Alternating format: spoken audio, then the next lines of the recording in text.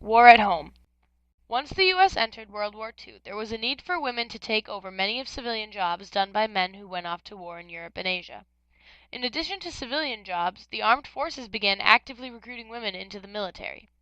My great great aunt Marie Doyle joined the United States Marine Corps in 1942. The military were you in? I was in the Marine Corps. Okay. And what year was it? I think it was 1942. Okay.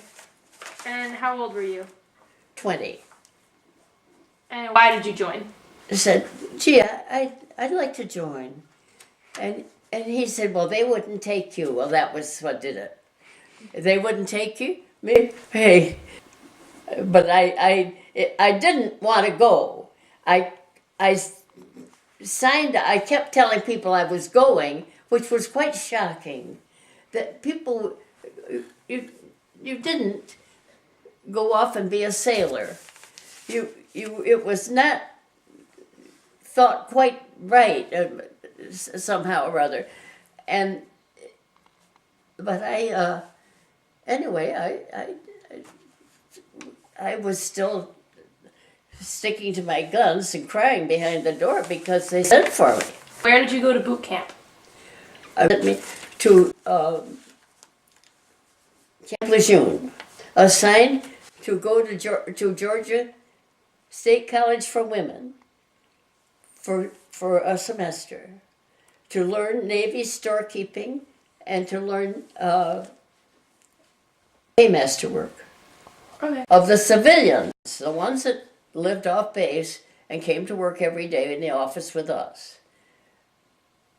we replaced. Anytime something happened that they left, Marines replaced them. But every one of us who went to Georgia State replaced the 3 civilians. Were women treated by the other male Marines? Oh, well, I think we were treated better. This is, of course, we're not up to that yet.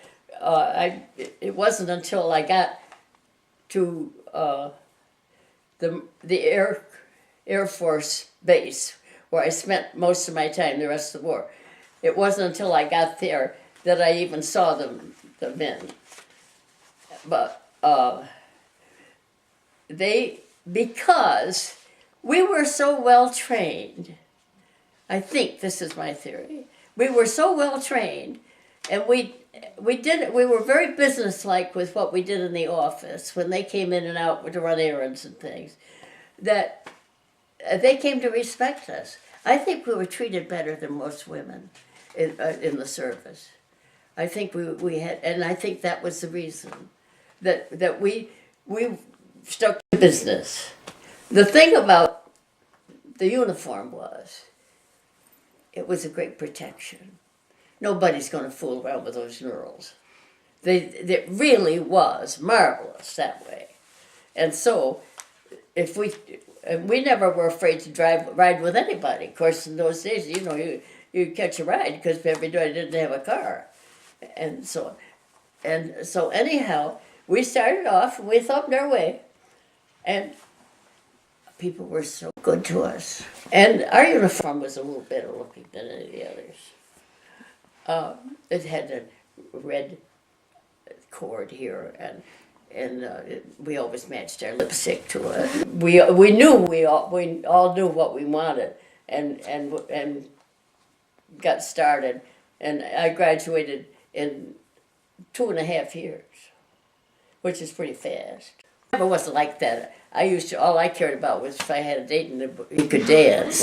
Not for my looks at all, but because my boss, who was a civilian in the Marine Corps,